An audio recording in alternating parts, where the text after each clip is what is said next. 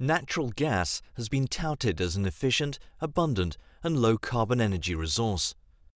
But one method of extraction, hydraulic fracturing, also called fracking, involves high-risk activities that can have a devastating impact on health and the local environment. Fracking involves drilling a hole up to 4 kilometers underground into shale rock.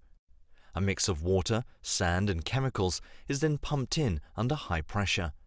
The shale rock is fractured and natural gas is discharged.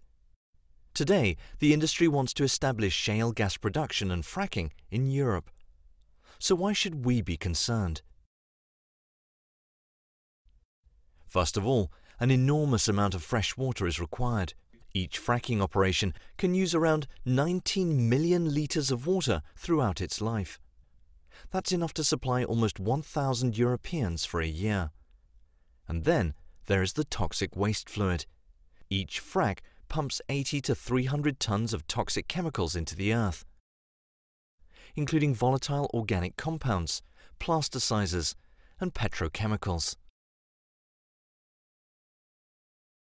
Add to this the radioactive elements and heavy metals, which are dislodged from deep underground and carried to the surface by the fracking process.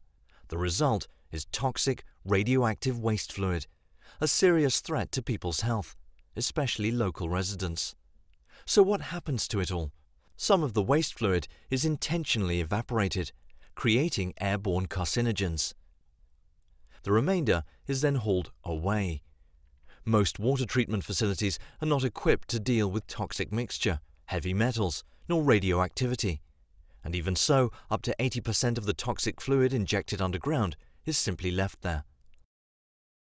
Leaks, spills, faulty equipment, and human error only add to the significant risk that the fracking process will contaminate our freshwater supplies. Clean water is our most important, most vital resource. More and more communities are expressing concern about fracking and shale gas. Do we really want to risk our health just to prolong an unsustainable dependence on yet another, even dirtier fossil fuel? Shale gas is not a solution for our energy future. Instead, we urgently need to turn to renewable energies and energy efficiency to meet our environmental, health and climate goals. Let's ban fracking and shale gas before it's too late.